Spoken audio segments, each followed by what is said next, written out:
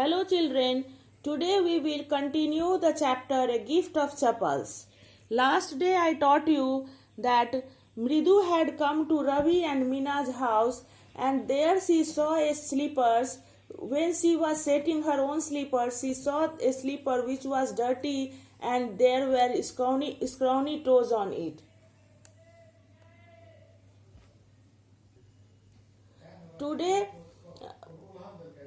then she didn't have time to watch the slipper or think about the slipper because Ravi pulled her inside the house. He took him to the backyard where behind the bitterberry bush there was a torn football in which they put a kitten.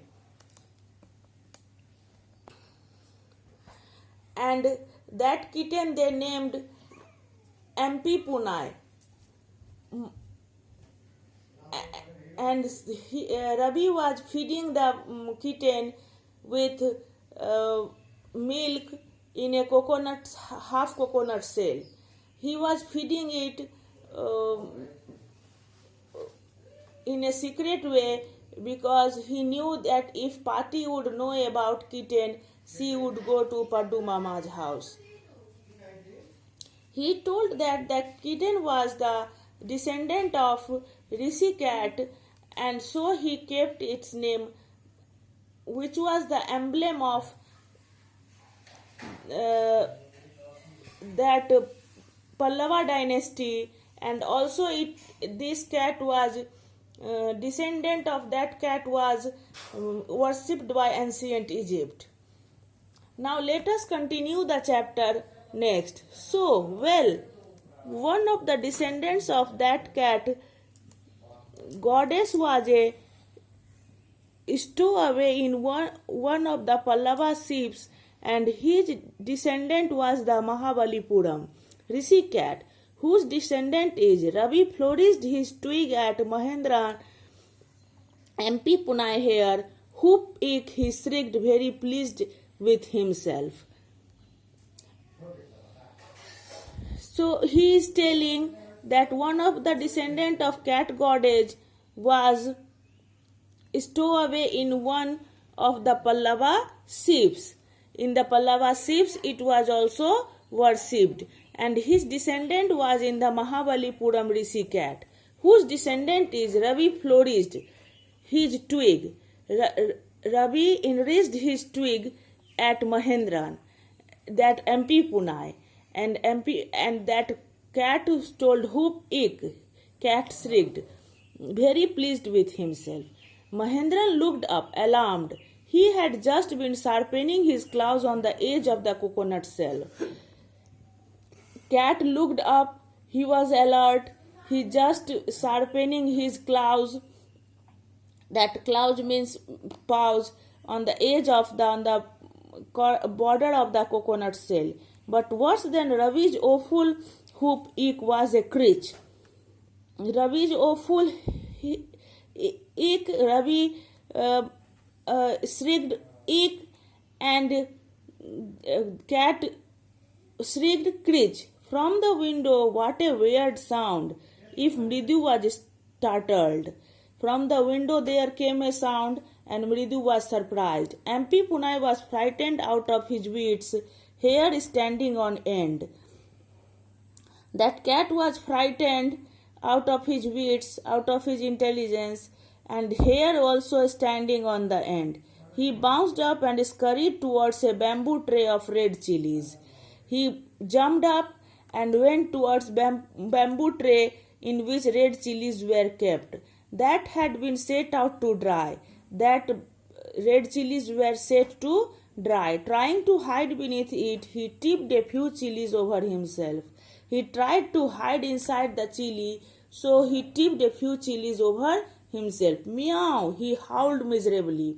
Miserably he made sound, meow. The screeching went on and on. What's that noise? Said Mridu. The screeching sound was continued. Mridu said, what that sound? That's Lali learning to play the violin, grunted Ravi. She will never learn a thing.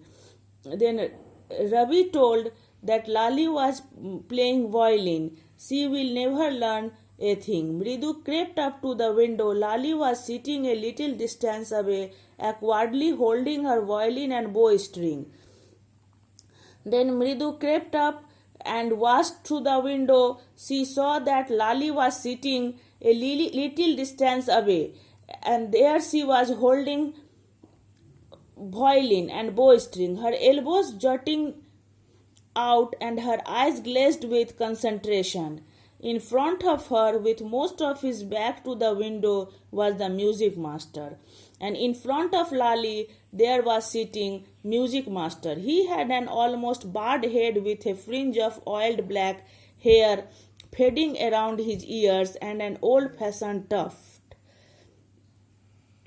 His head was bald. Bald means there was no hair in the head, but the fringe of oiled black hair. But up the ear there were fringe of oiled black hair, and the tuft was old-fashioned.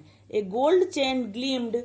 He was wearing a gold chain which was shining around his leathery neck, and a diamond ring glittered on his hand as it glided up and down the stem of the violin. He was wearing gold chain and diamond ring, which was also shining on his hand when he was glided his finger up and down the stem of the violin. A large foot stuck out from beneath his gold-bordered vestige, and he was beating time on the floor with the scrawny big toe. A large foot, his foot was large, which was stuck out from beneath his gold-bordered vestige. His vestige was gold-bordered, and he was beating time on the floor with the scrawny big toe. Scrawny big toe means his big toe which was looking unpleasant. He played a few notes. Lali stumbled behind him on her violin. He played a few notes, and Lali also stumbled behind him on her violin, which looked quite helpless and unhappy in her hands, which was looking completely helpless, and it was looking unhappy in her hand, that violin, because she was not playing properly. What a difference! The music teacher's notes seemed to float up and settle perfectly into the invisible tracks of the melody. It was like the wheels of a train fitting smoothly in the rails and whizzing along. When music teacher was playing, then it was looking very melody. So it was the difference. And in the Lali's hand, it was looking helpless. Mridu stared at that huge hand moving effortlessly up the violin stem, making lovely music.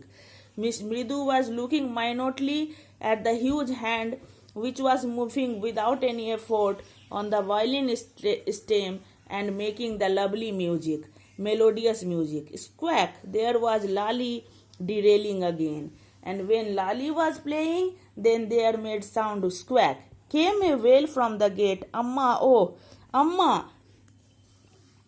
Then from the gate there came a sound, Amma, Amma, and that was a painful sound. Ravi sent that beggar away, cried his mother from the back veranda where she was chatting with Tapi. Ravi sent, mother cried from the veranda that send that beggar away. Tell that beggar to go away. Who said this? Mother said to Ravi, where she was chatting with Tapi. She was talking with Tapi. He has been coming here every day for the past week, and it's time he finds another house to beg from, Pati explained to Tapi. Pati explained to Tapi that every day he has coming from the last week, and it was time he finds another house to beg from. Mridu and Meena followed Ravi out. Mridu and Meena also came with Ravi. The beggar was already in the garden, making himself quite at home. Beggar was in the garden. He was making himself completely at home. Go away, said Ravi sternly. Ravi strictly said the beggar to go away. My Pati says it's time you find another house to beg from, because his Pati said that the beggar would find another house to beg. The beggar. Today I have taught you up to this, and in next class we will continue this chapter. I hope all of you have understood whatever I taught. If you have any confusion, any question, you may put in the comment box. I will solve with my best effort. Thank you.